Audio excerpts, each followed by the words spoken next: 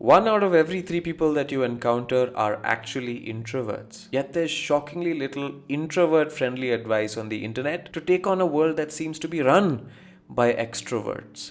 If you look around, it seems as though the extroverts are doing all the winning, that they're getting all the attention.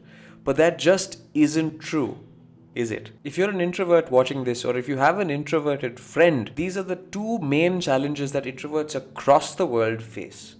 The first one is that we feel society unfairly rewards extroverted behavior, like flamboyance, charisma, being able to talk to anybody. These are all specifically extroverted traits. And the second main challenge is that old adage, that old saying, which is if you don't speak up, if you don't ask, the answer will always be no. Introverts think that their asks will be noticed in a world full of extroverts, but their slightly more subdued and timid traits get lost amidst the noise that the extroverts are creating. Think about it for a second.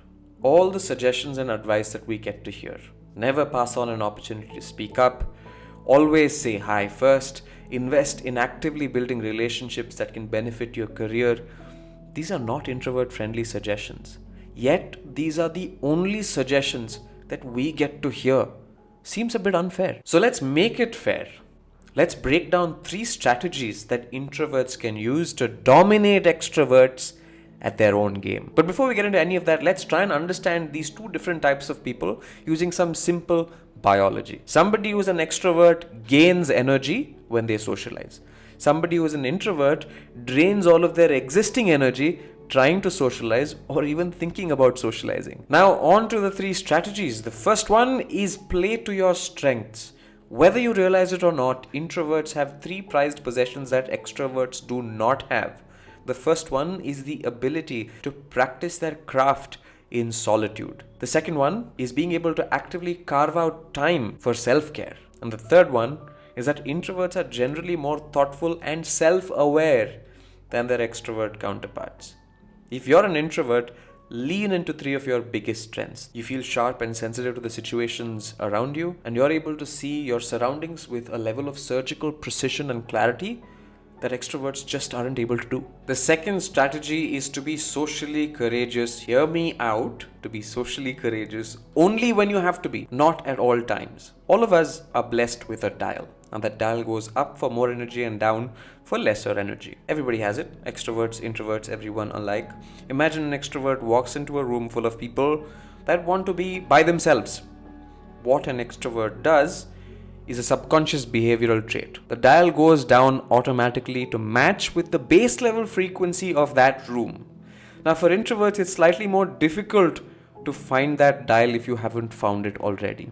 The way you can find it is when you train, when you practice, when you put yourself through discomfort is when you can discover that dial within yourself, where you can turn up the energy for a short period of time, for a short burst of time. And this is my advice to introverts. You can pretend to be an extrovert for a defined period of time, 10 minutes, 60 minutes, 2 hours, half a day, when you're delivering a presentation, when you're at a networking event, when you're socializing with a team.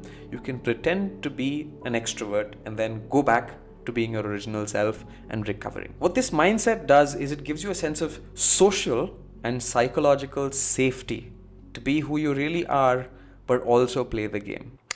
That's my way of saying hang on for a second, because if you reach this far in the video, do consider subscribing to my channel and hitting like on this video, because it's free for you, but it genuinely helps me out. It tells YouTube that you're enjoying it, and then YouTube will be kind enough to drive more traffic my way, which helps me out as a channel. Now on to point number 3. Also probably the most important one if you're an introvert, which is to relax, recharge, and recover. So important to build up your energy reserves back up again after your previous social expedition. It does feel like an expedition sometimes because it takes so much of a toll on you.